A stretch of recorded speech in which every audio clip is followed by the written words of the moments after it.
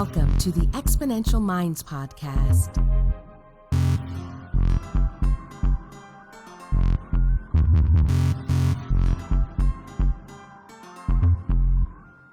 The research, development, launch, and growth of new technologies is creating incredible momentum in the modern world. Join Futurist Nikolas Badminton as he talks with the innovators and the exponential minds that are tackling some of the biggest problems and creating solutions that are propelling humanity to the next level.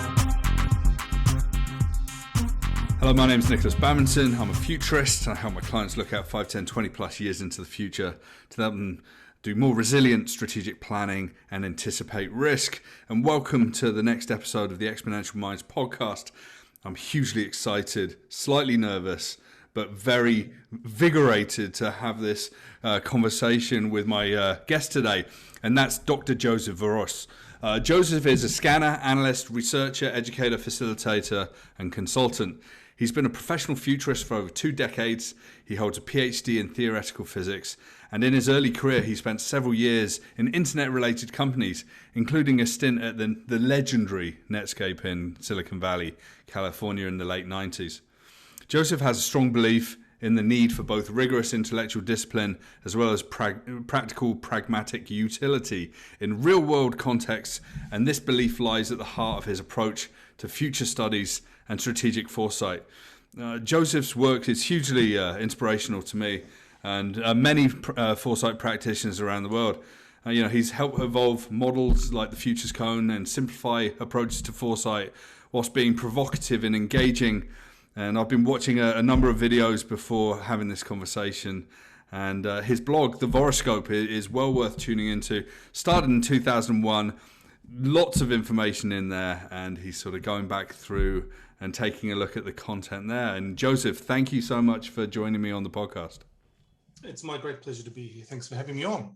Perfect. And you're down in Melbourne, Australia, so there's a big time difference here. It's already tomorrow. It's already the future where you are. So that seems quite relevant to this conversation. But as we I must tell you that tomorrow looks very much like today. Yeah, exactly. The pandemic still exists, and we're not quite. So what I always do as part of these talks is just get you to take us a little bit through the trajectory of your career, obviously from academia into Silicon Valley and beyond. Okay, well, yeah, so it goes back to basically the Paleolithic of the internet. So I did I did physics. That was my first love, and worked on, essentially I got interested in Einstein's unified field theory, which is literally the last thing he did. He literally was working on that when he died in bed in hospital. So that was, he was trying to, so it was kind of a romantic connection to that. But there's not a lot of jobs available. So, but being involved in theoretical physics, of course, I knew about CERN, and I knew about this thing called World Wide Web that had come out. I wrote a paper with a fellow student, actually, as we still were then, back in '94, Electronic Resource Guide for Physicists. It was for the industry magazine. And our code name was bigger than bread. We knew that the web was going to be not just bigger than sliced bread, but bread itself. And so we wrote it in February, submitted it in March, and by April it was published and out of date. So that was a kind of a measure of, internet time. And so, eventually I finished the PhD, and I went out and started doing various training things, and ended up, various companies, selling computer stuff. But because I knew what the internet was, I was doing competency-based training on how to use the internet back in '95, writing manuals for it. And eventually ended up, having been fired from one startup, I had met some folks at Netscape Melbourne office and went in for an interview, got called back for a second interview. This is a sort of gives you a sense of the culture of the place. I was interviewed, second interview was at the end of year barbecue.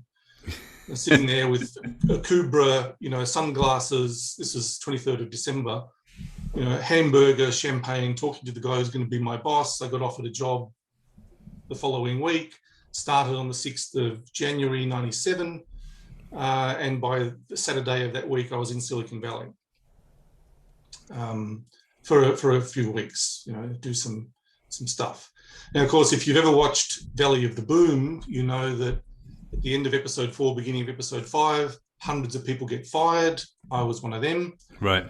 So the outplacement consulting that we scored as a result of that, hey, Joe, you've qualified for a portfolio of outplacement consulting services. It's like, oh, that's American corporate speak for you're fired.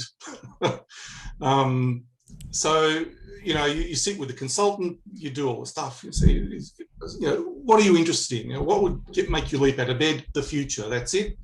I want to be a futurist. And so I started networking, and I, ended up talking to people, and they said, you've got to talk to Richard Slaughter, and somebody else said, you've got to talk to Richard Slaughter, and somebody else said, you've got to talk to Richard Slaughter. It's like, okay, so that's 3 pings. That's the Goldfinger principle in the scanning heuristic. So I did. I rang him up. I hear a futurist. I want to be one. What do I do? And I didn't know you can't do things like that to people. But he said, look, let's meet for coffee. And so, I bought the knowledge base. I read that cover to cover. Then a couple of years later, he was setting up the Foresight Institute at Swinburne. He called me in to see if there was some sort of contract we could work on. I went in for essentially a couple of months at the start of 2000. And I heard there was a job going there in the Foresight and Planning Unit. Marie Conway was the boss of that.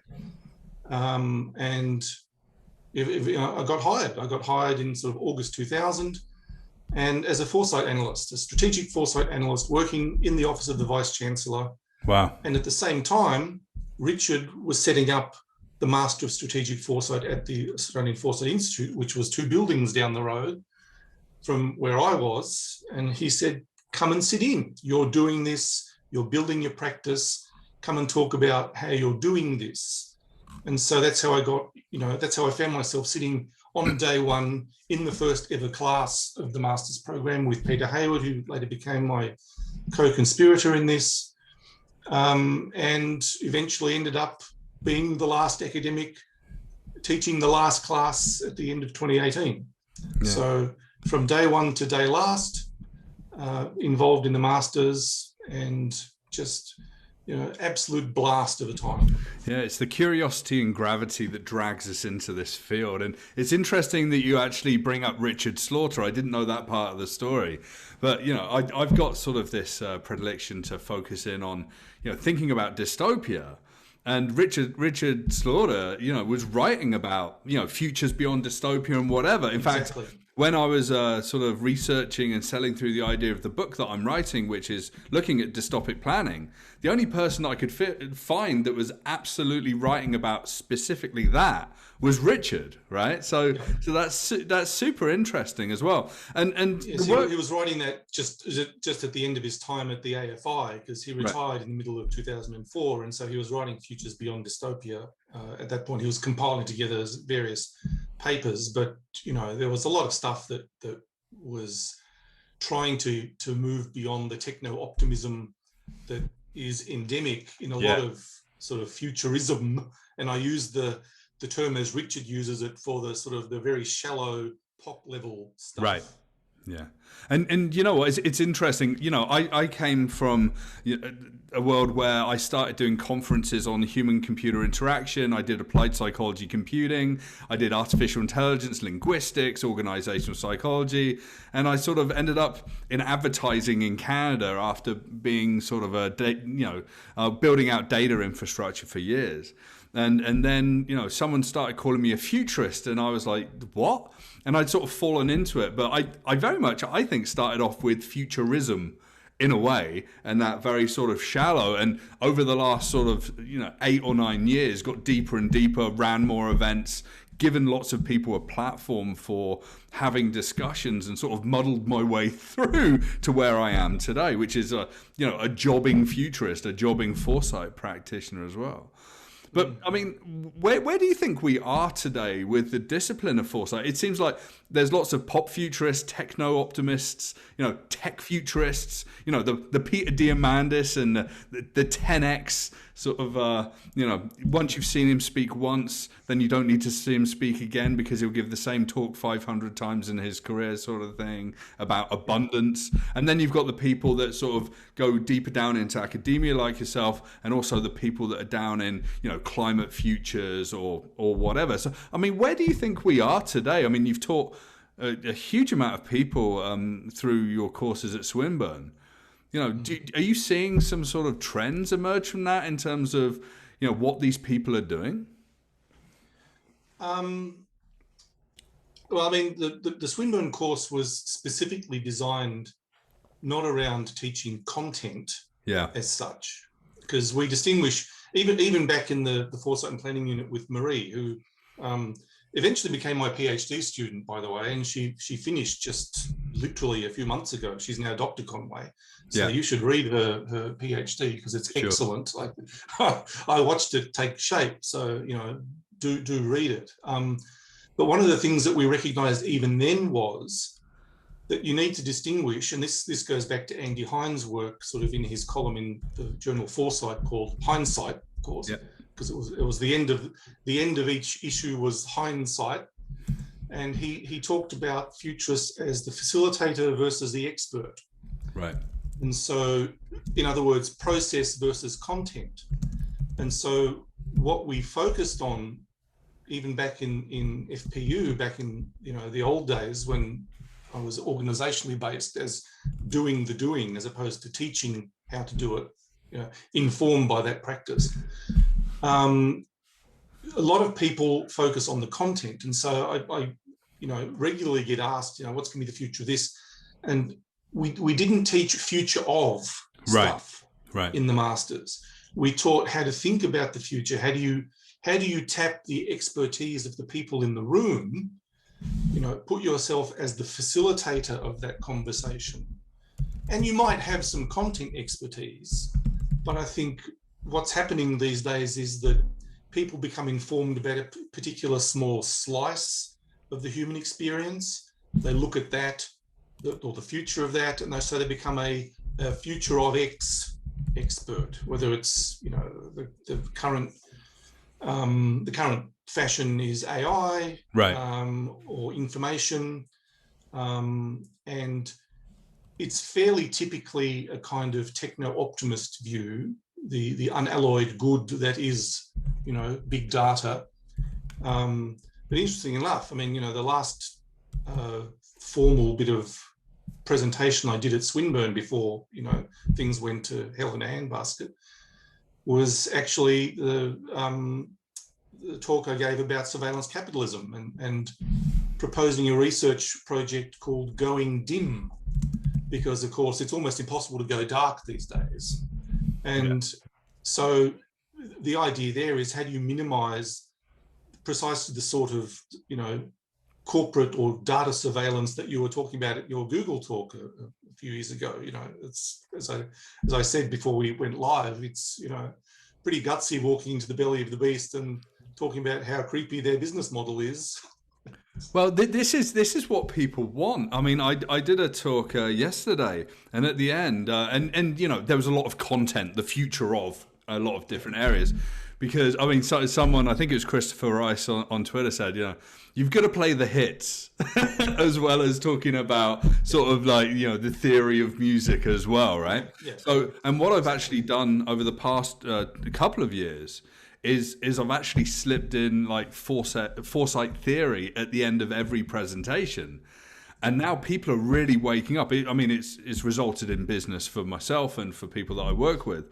But it's also like, oh, I never considered that. And I used to be polarized and say, okay, this is what's happening. This is what's going to happen with climate and with energy and whatever. And, I'd be, in the oil fields of Canada, and they'd be ready to like skewer me, right? So yeah, going into the belly of the beast, I think that's part of what we have to do is, deliver the truth. That change is coming, and you either change or change is going to happen to you. Well, look, I remember years ago when the AFI was still running, because it was shut down in 2005 after Richard retired. It sort of went on for another year or so. I was sort of the interim acting director until such time as there was going to be a new professor appointed. There never was. That was a fairly strong signal, that one. But Zia Sardar, who was the editor of Futures in those days, classic walking antithesis generator, we used to joke, because, you have a thesis, he'd come up with an antithesis, because he came from a school of thinking that says it takes steel to sharpen steel. And so he wanted the clash. He wanted the clash of ideas. And of course, he wrote a book called Why Do People Hate America? In the wake of September the 11th. Yeah. And he went to the Voice of America to do an interview in the State Department in Washington. He literally walked into the belly of the beast, right, and tried to speak truth to power. And you can, and then that was a pretty gutsy effort, I thought. And so there is this sense that futurists have to speak truth to power. Right. And that's becoming increasingly difficult. Yeah, I mean, a lot of people... A lot of people are scared to do it, and this is, I've been fired from a number of jobs, mostly in the advertising industry, because, you sit there in front of a board of directors of a company and you're like, I don't know who you're trying to, make buy your product. I don't know. I worked with a national tourism board, and it's like, there's a beer commercial that's doing a better job of selling Canada to the world than you are. What someone hadn't told me was that an intern in their department had given the rights to a really expensive photo shoot piece of footage to the beer company after they called up and said, can they use it? So I basically hit this raw nerve. But what was interesting was I got fired from my job about 4 months later due to being taken off the project, speaking the truth, and speaking it very directly. 2 years later, none of the people in the board of directors, including the CEO, was there anymore, and they were following a strategy that I suggested on that day. So it's kind of interesting that, I mean, people don't want to recognize that these futures are likely to happen as well. So how do we persuade people that, and you talk about preposterous futures when you talk about the futures cone, and you riff, on the evolution of the futures cone, think about preposterous futures, which I talk about in pretty much all of my talks. How do we convince people to take us seriously when what we're delivering is news that could be pretty bad for them in their business, right? Well, exactly. I mean, look, the idea of the futures cone of preposterous futures was. And I started using the cone back in 2000 as an analyst in the right. Foresight and Planning unit. It was essentially an educational tool, because I found you see people's eyes glaze over when you start talking about certain types of futures, and so right. Say, okay, well, how do I short circuit that and name the dragon so that I have power over it, right? So I started to use the cone, and the idea of possible futures. That's as wide as it went.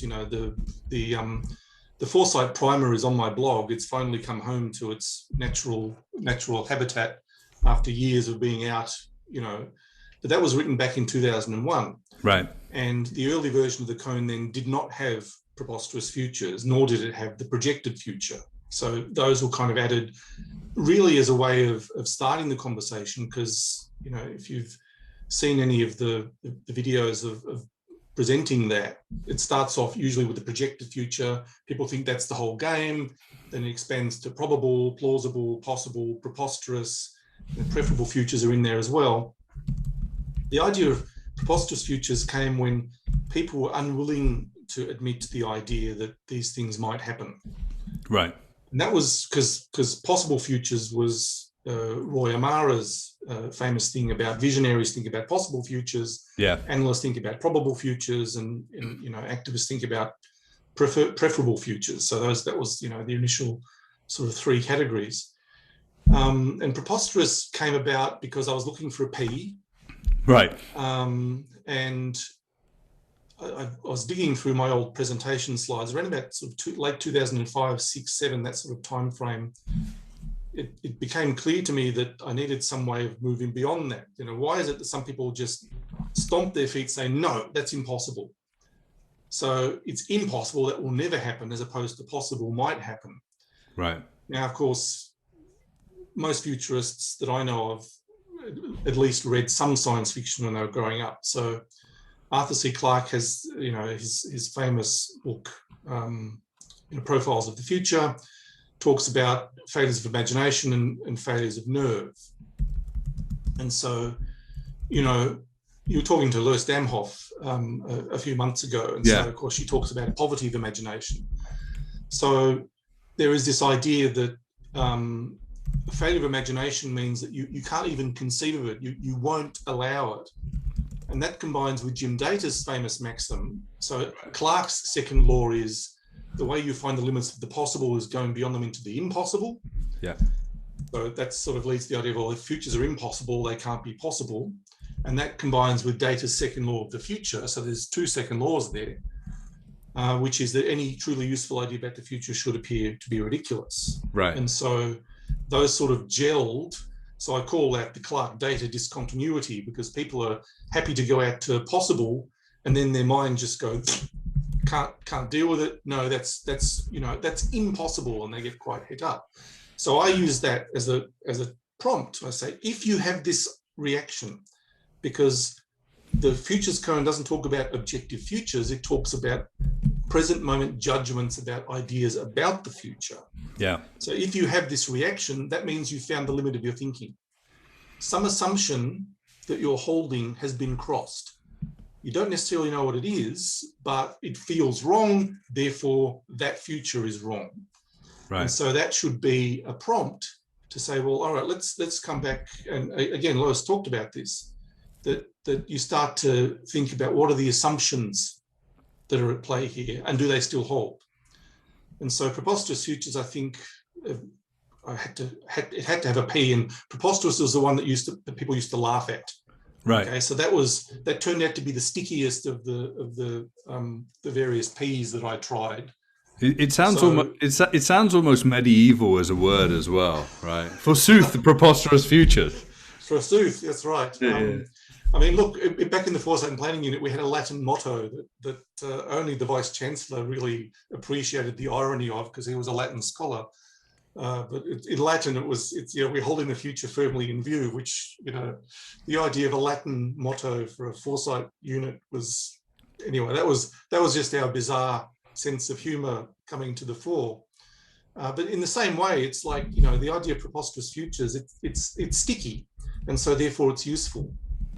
And so, but I've often, I've been asked to come and talk at various workshops or what have you, to explain the cone, because principally it gives you permission to say things that your colleagues might laugh at.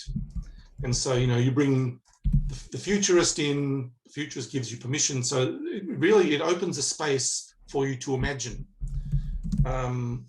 So imagination is important because, as Lois pointed out, a poverty of imagination means you don't think about many of the things that you probably should think about. Right. But then you've got to rein that back in. The tagline for the blog, of course, is prospecting the future using disciplined imagination.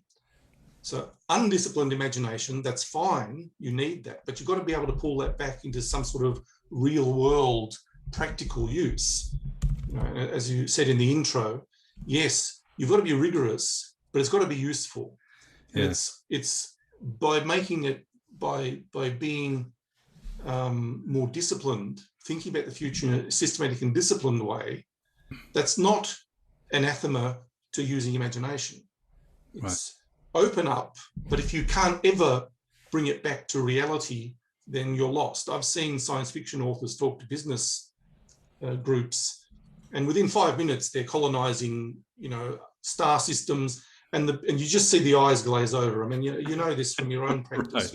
Yeah. You look for the noddy factor in the room, how many eyes are glazing over, who's fidgeting. Yeah. Now of course it's much harder because people have got mobile phones all the time. But the idea of preposterous futures is important because it means it's a signal to you that one of your assumptions has been crossed, and that's the point. Yeah. What is the assumption? Interrogate that. And as Willis Harman put it way back in the 70s in his Incomplete Guide to the Future, the job of futures research is to make those assumptions explicit so that you can see whether they continue to hold. And if they don't, well, let's figure this out. What are the consequences of working with an assumption base that no longer maps to the reality that we're supposed to be trying to cope with? Yeah. And that, I think, is the danger.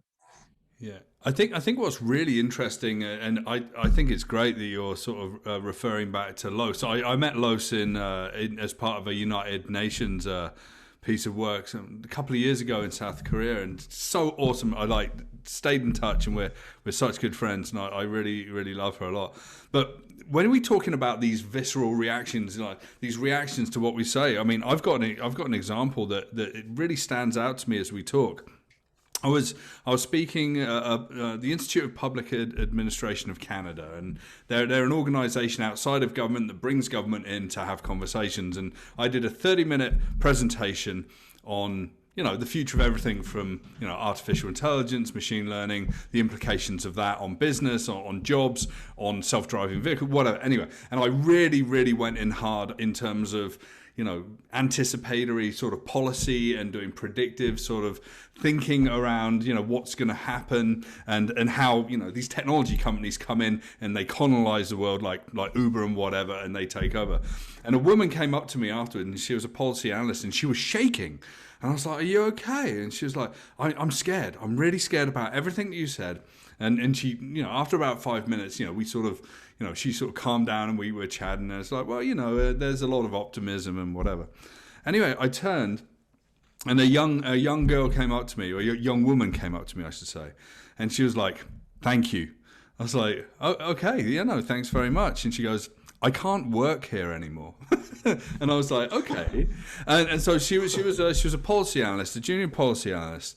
She was like, "Yeah, this place is kind of screwed." And she wasn't talking about IPAC, which are great clients of mine, but in the government department she's working in, it's like, everyone's moving too slowly. They don't really get it, and you sort of jolted me to do something differently. I was like, "Okay, great." Anyway, 6 months later, I was at the University of Waterloo, and I worked with them on their innovation conference. And the girl came up to me again. I was chatting to a friend of mine who's a Forbes journalist called John Kurtzier.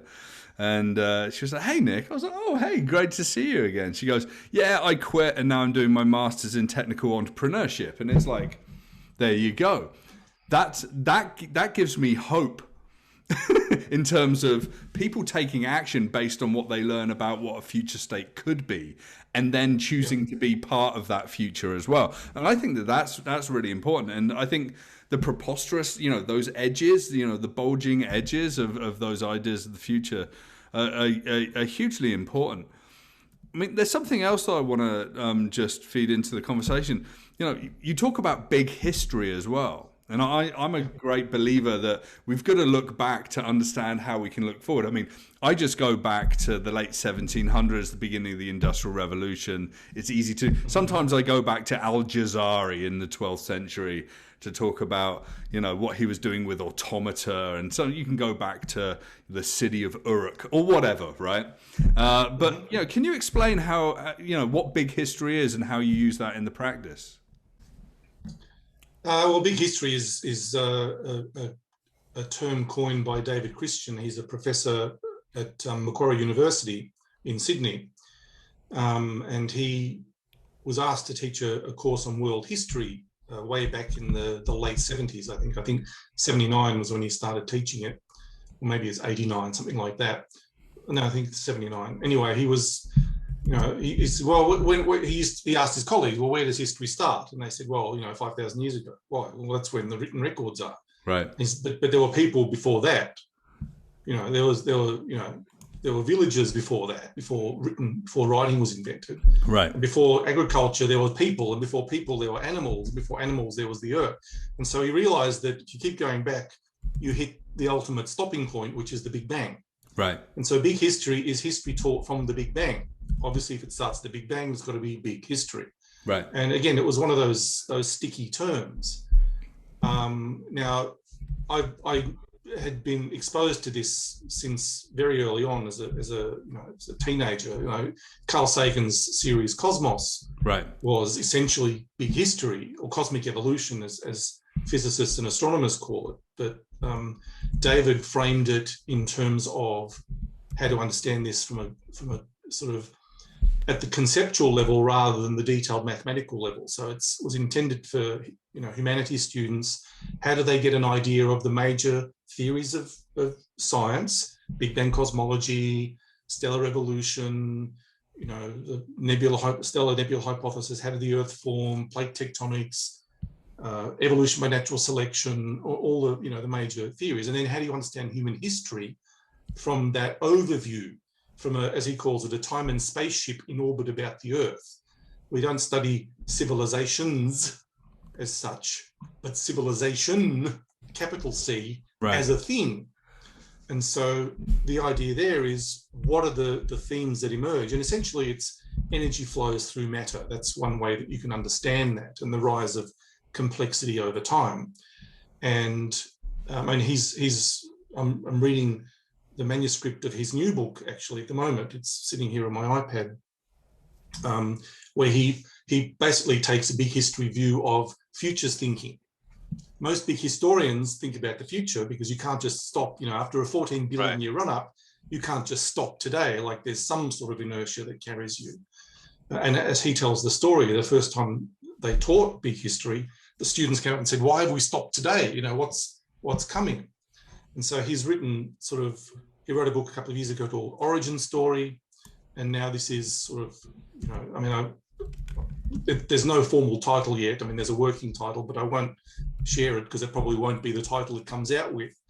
But I'm sort of reading through that and offering some advice as a futurist, with an interest in big history, to an expert in big history with an interest in the future. And so there is this sort of, interdisciplinary or multidisciplinary view. And he's taken this view of, well, how do organisms do futures thinking? He's got microbes in there, nice, macrobes, humans. How have we done it? He's got a brief history of future studies as a discipline in there. That's kind of where I'm up to at the moment. So, big history provides this framework. And again, it's, the paper on using big history as a scaffold for futures education.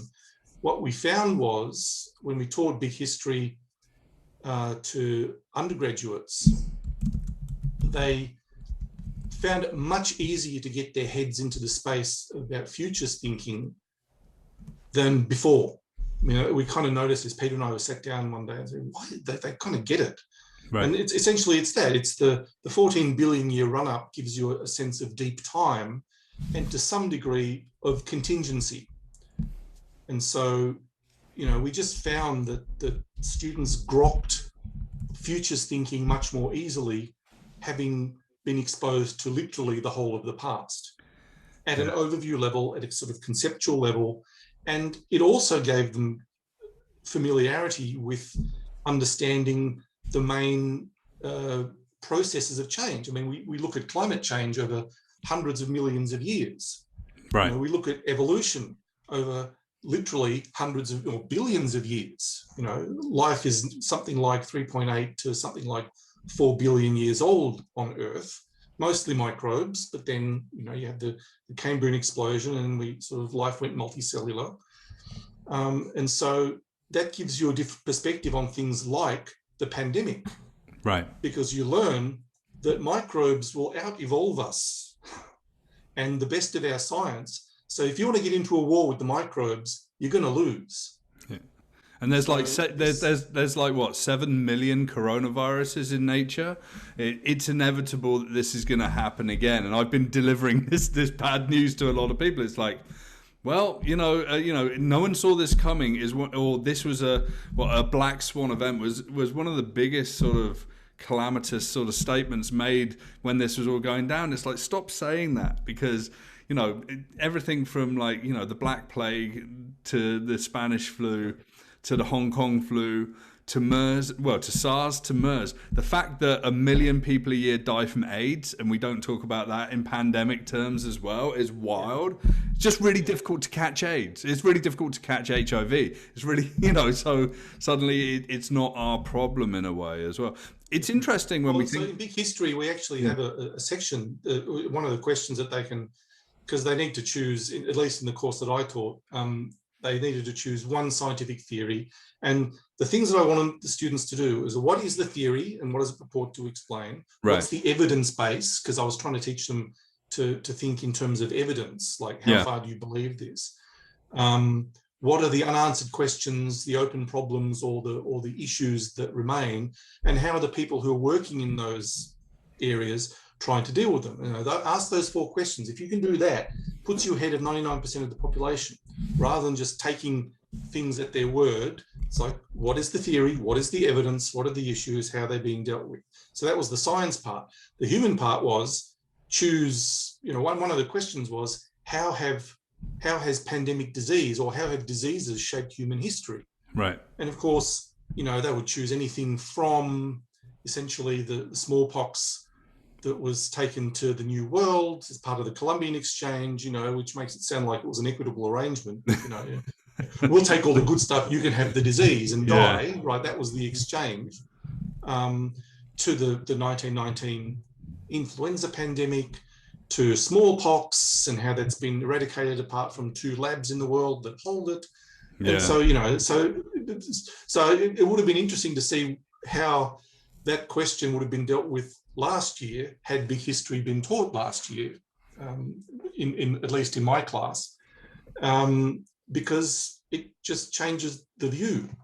So students who have taken that or have dealt with that as their subject would have had a much different view of the current pandemic. Right. The Institute for the Future back in 2009 in their superstruct did, essentially, or 2008, they did, was it called respiratory distress syndrome, was the global pandemic starting in 2019. I mean, they ran the simulation and even came up with the conspiracy theories. So, it's the idea that this was, no one could have seen this coming, is essentially a bit of fake cop-out, really. I mean, one of the positive sort of knock-on effects that I found, I'm really, really busy. A lot of people that work in foresight are really, really busy. In the speaking world, chatting to agencies out there, certainly in North America, they're like, futurists are the people that people want to talk to now. I think, the people like Yuval Noah Harari and Sapiens and the other books he's written, which was about pretty much big history, right? And now he's suddenly at the table of the World Economic Forum talking about surveillance capitalism, about biological data, computing power, exposure, network and psychological effects, and everyone's like, where are we going? Please tell us. And it's suddenly awakened that curiosity, which is amazing. I sat down with an agrochemicals company yesterday and their client. And they wanted me to speak for 30 minutes on things that they didn't know. And that was the only briefing I had because I was a last minute sort of replacement for someone. And we spent... Yeah, indeed. And it was, tell us what we don't know. And it's like, okay. So you come out with the wild stuff, right? Everything from like future population movements, the explosion of cities and population in Africa and East Asia, all this good stuff. And you suddenly get these people, and they're getting into it, right? And they're talking about the future of military, a U.S. military might, and then you talk about how it's not going to be tanks in the battlefield, and it's going to be cyber warfare, and it's not going to be America's dominance anymore because after Stuxnet, you've got Iran and what they've done in the cyber. And all these things, and suddenly you've got a room of people that are really animated and really starting to wonder, and they had a long conversation. Apparently, after I left the conference room, there was only 8 people in the room, and it was really, really good that these people were willing. And they do these conversations every 2 years, and they're just like, their brief is, just tell us things that you think we don't know. And that's kind of a fantastic brief in a way. I was scared witless like 2 days before because it's like, I need to know, do they even want a presentation? They're like, you've got some slides, right? I'm like, sure. So quickly bundled things together. But when we're talking about the big history and then we're starting looking at today and we're sort of struggling with what is happening, And then we start to look to the futures. I mean, people often say, what are things going to be like in 5 years? And it's like, Cindy Fruin says, that's just extended strategy. 10 years is just extended strategy. Really go for it. Like, go out like 50, 100. And, I even like to think about 1,000 years. If you ever stood in a city and thought about what's this place going to be like in 1,000 years, it's pretty wild. So what about the far futures thinking as well? Do you think that that's something that we're missing in the discipline of foresight right now? I mean, there was a special issue of Futures years ago called Humanity. Well, the Foundation for the Future in Seattle used to do they had Humanity 3000, a series of conferences, and there were various things there. But I go back to what we used to teach in the Master of Strategic Foresight, which was that Richard identified 3 main levels of foresight implementation. And there were 4 levels of futures thinking, POP, problem-oriented, critical, and epistemological. And sort of allied to those, at he talked about pragmatic foresight, which was essentially the Hamel and Prehalad stuff, competing for the future competitive space, colonizing the future, if you will, in the business sense. So that's competing within industry. Then you had the progressive foresight, which was, don't get better at the rules of the game, change the rules of the game. Right. So things like that were like sustainability, you had industrial ecology. I mean, I worked with Hardin Tibbs on a project for Swinburne all those years ago. It was amazing to sort of hang around in the same room as the person who gave the presentation that inspired The Ecology of Commerce, Paul Hawkins' book. Apparently, he asked for a copy of Hardin's Prezzo, watched it 50 times, wrote The Ecology of Commerce, and this kick-started industrial ecology back in the early 90s. Amazing. And so you have that, which has changed the rules of the game. Yeah. But then the deepest level is civilizational foresight, and that's a different game. That's not just, that's reconceptualizing humanity or human experience. What is it mean to be human? And so that's the sort of stuff that we tried to deal with in the Foresight Masters. And that was, but people would often come into the course, and this goes back to your story about the people who come up to you and say, I can't work here anymore. When we had students come in wanting to operate at sort of the pragmatic level, we open up their thinking to the critical and epistemological level stuff, the progressive and civilizational sort of levels of foresight. It's like, and I liken it sometimes to the Coyote in the Roadrunner cartoons, when the Coyote looks down and realizes there's no land, there's nothing underneath him, he's sort of hanging in midair. Students would have that sort of vertiginous feeling, OMG. And some of them would say, that's it, I'm going to quit my job. We used to say to them, don't make any major life decisions for at least 6 months. Right? But what they would do is they would be open up to the idea that there's more to foresight than the pragmatic stuff competing within industry. Right. Maybe you want to change the industry, maybe you want to reconceptualize human experience entirely. And so they would see that level of change or that level of thinking and then bring that back, informed from a deeper level. One of our dear friends in the Foresight Institute in those days was Richard Neville, the late Richard Neville, who, always appeared to be a pop futurist. He was sort of court jester sort of thing. He did the famous court case in the 60s and 70s.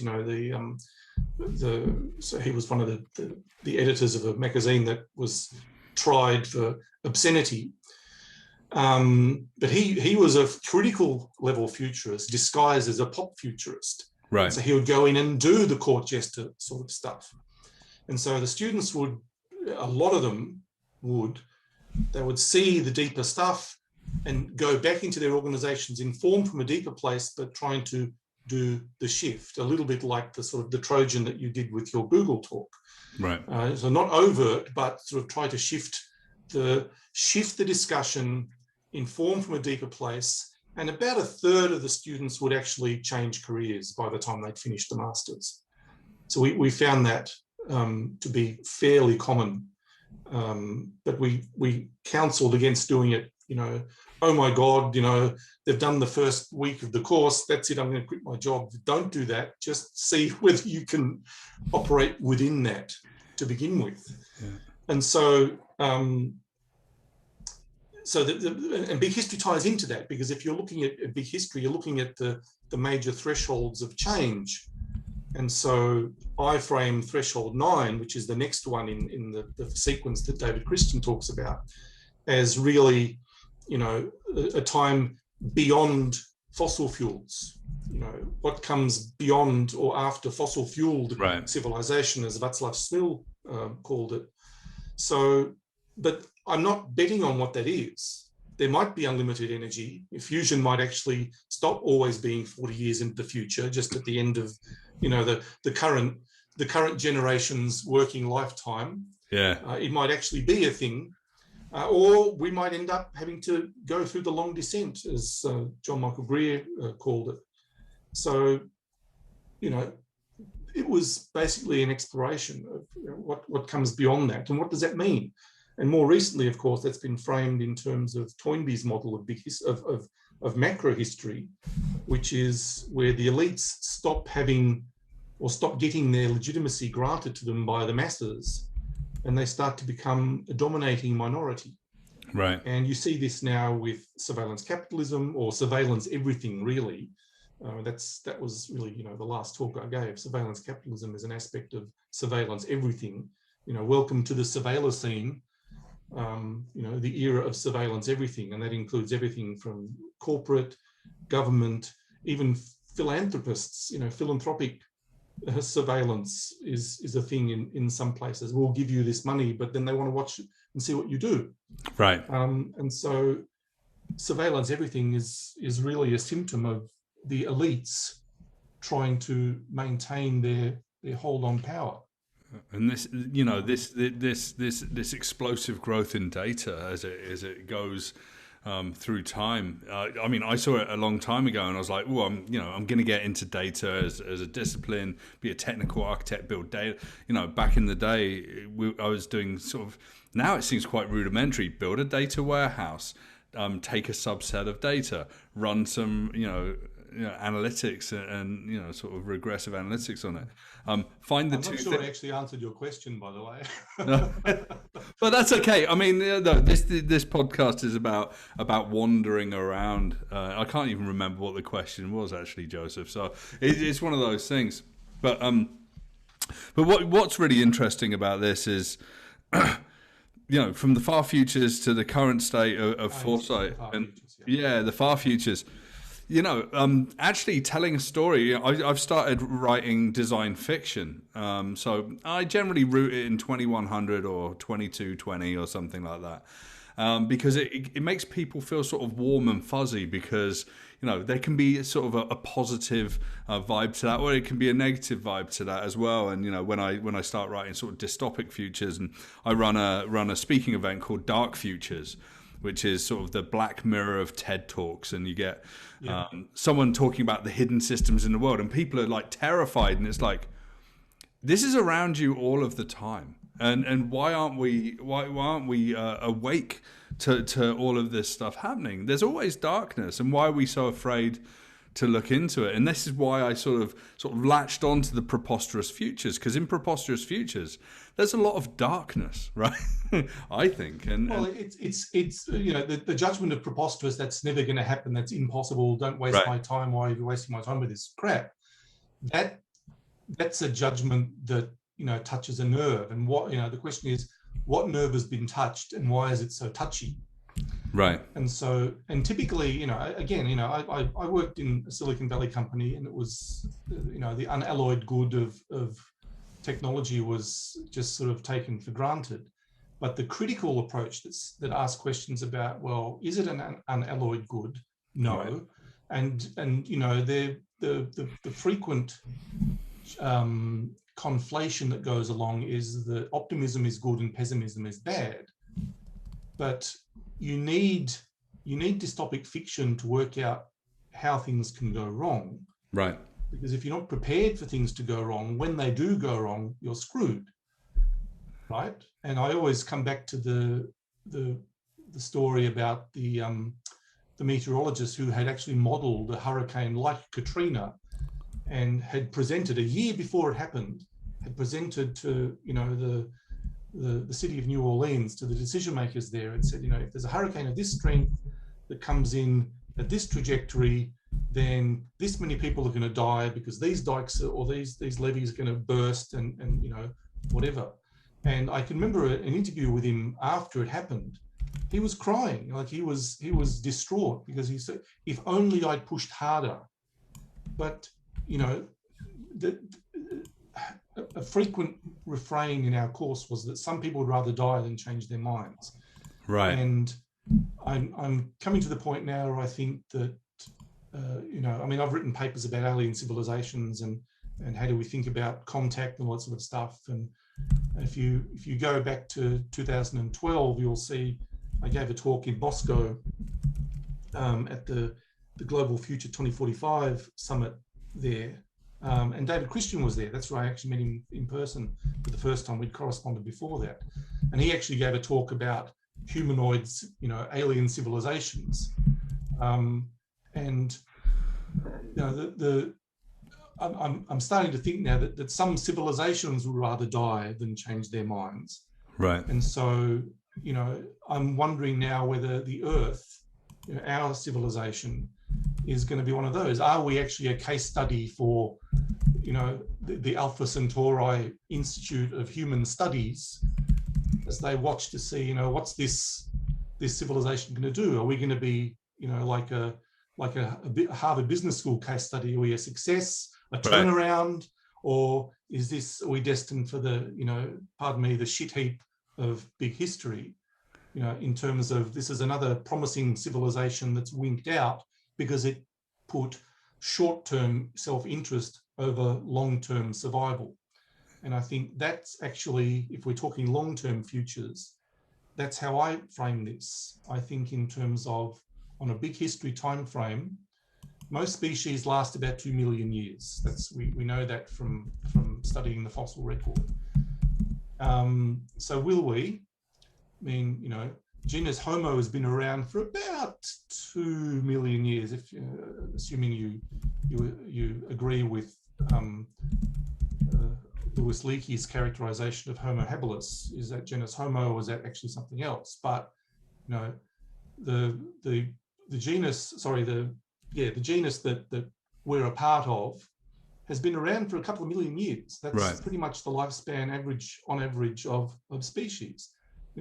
Are we going to be around? And more to the point, are we serious about that?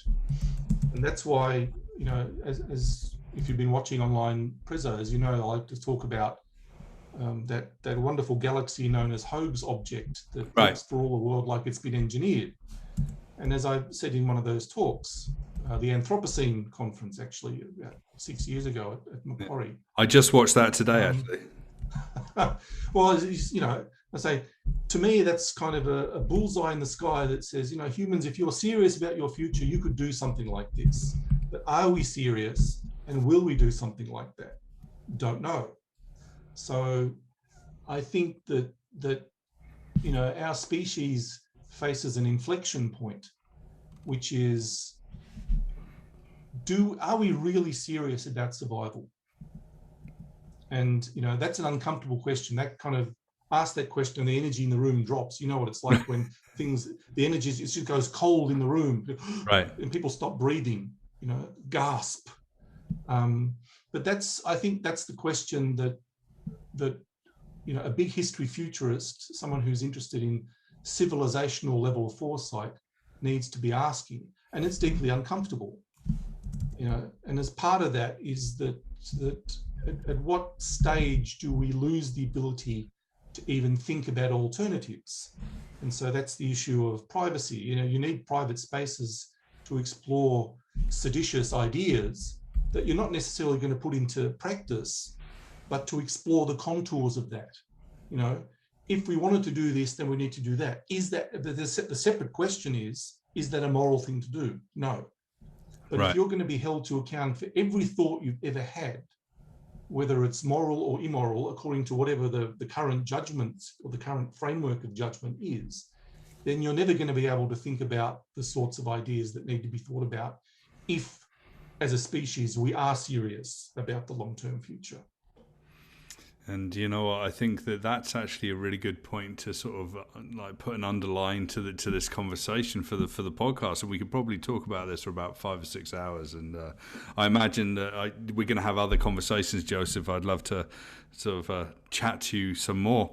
And the big history to what we're doing Foresight today, Preposterous Futures, and really something that has really sort of ignited a number of thoughts in my head around civilization level foresight and taking it seriously. And you know what? Sucking the air out of the room sometimes is okay. And, you know, if it's 2,000 people at a conference, so be it. Or if it's 8 people in a room that are arguing about, you know, population booms, what that means in terms of growth of religion, and will that mean more wars? And you have to remind them that, you know what? It's just assholes that like wars. So we just have to stop being those kinds of people, heal the trauma of the world, you know? Just before we finish up, I mean, because I've been reflecting, because of course, you know, I became a COVID redundancy as part of the, right. You know, what happened last year. I've taken some time off to think about, you know, what to do next, you know, what is the next thing for me. But, you know, what I'm doing on the blog, of course, is I'm revisiting the scanning hits from 20 years ago, you know, filtered through conditioned viewing of how is this useful for universities and, you know, the education environment 10 to 20 years out where we now are. So, I mean, but that's plugged me back into coming back to, I mean, the first paper I wrote as a futurist in a serious journal was literally 20 years ago, 2001. It was about reframing environmental scanning. And so revisiting that idea of, you know, the art of futures intelligence, and I use it in the dual sense of how do you develop intelligence about the future, but also futures intelligence in the same sense as emotional intelligence. What are the intelligences you need to use to think about the future?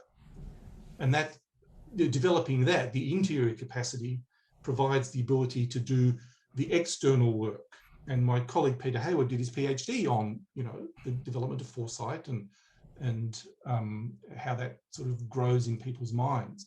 And so it's interesting to find myself going back to that, my first love as a futurist, which is how do you think about the future in a disciplined and systematic way, using imagination, but disciplined imagination both, you know, as Carl Sagan famously put it, you know, open-minded and skeptical, open-minded but not so much your brains fall out, and skeptical but not so much that nothing gets in. Right. So there is that sort of that interesting in between that is the optimal way of approaching this.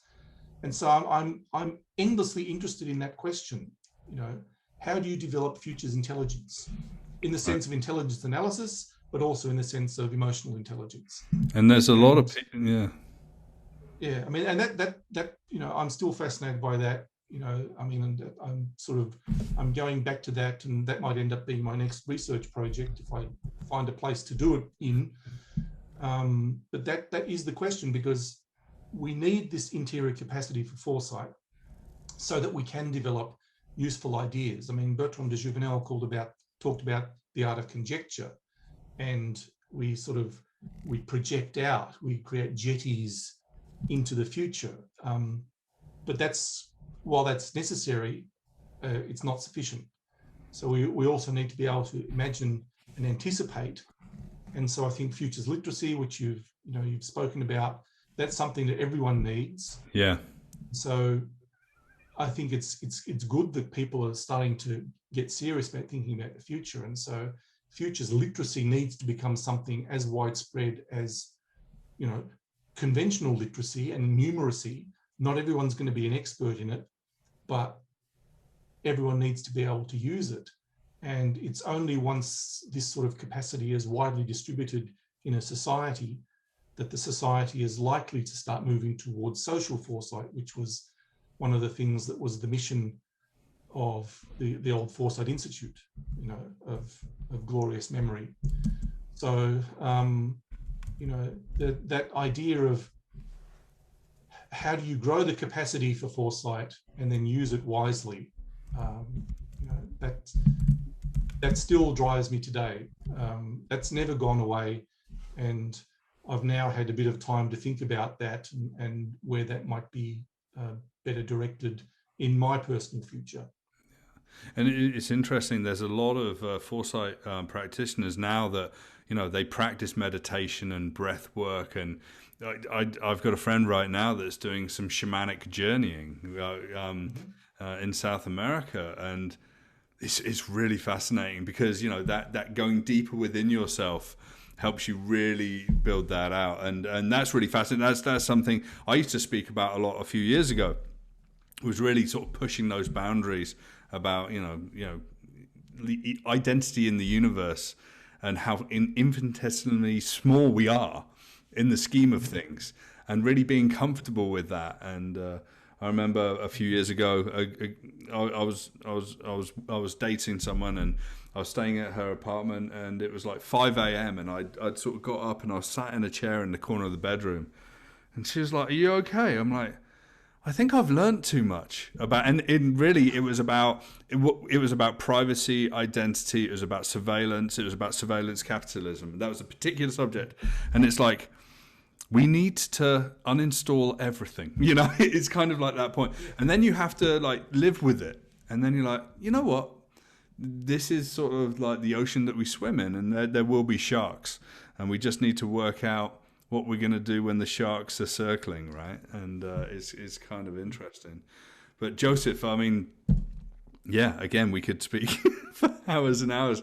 It's absolutely fantastic to have this opportunity to chat to you. I mean, I feel incredibly privileged to have this time.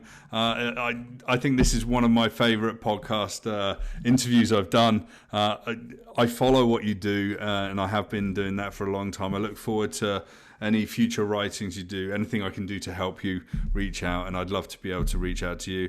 If you're listening to this and you're hugely inspired like I am, go and check out Joseph's writing on the Voroscope.com. Is there anywhere else that people can find you as well, Joseph? That's the main place now. I mean, I'm on Twitter as well, at the Voroscope, but I use Twitter really. I mean, I used to overuse it until, you know, some years ago I decided to delete everything, and I went back to about 20 tweets that I couldn't get. I've started using it a bit more carefully now, which is in the sense that Cal Newport says you should use digital tools, which is there a clear purpose that it has? Because of course he famously has no social media, right? And you know, he's famous for his 2 books, well, for several books, but the 2 main ones that I remember are So Good They Can't Ignore You and Deep Work. And he's got a new one now, which is about essentially how email is broken. We should stop using email, and you know, he's got a pretty interesting podcast as well called I think now is it Deep Mind, or it's Deep something anyway, because he's interested in deep work, and that means turning off, shutting everything down, and getting the hell away from everything electronic, so that you can do the deep work that you then bring back to the world. It's hugely important. Wise words, and so many reference points and so much insight. Joseph, thank you. Be safe down there in Australia. You're a long way from where I am in Canada, but you know, we're part of a big world, but we're very small parts of a big world that we're going to continue to shake up and hopefully inspire to, you know, develop futures literacy. So thank you very much, Joseph. My great pleasure. Thanks for having me on.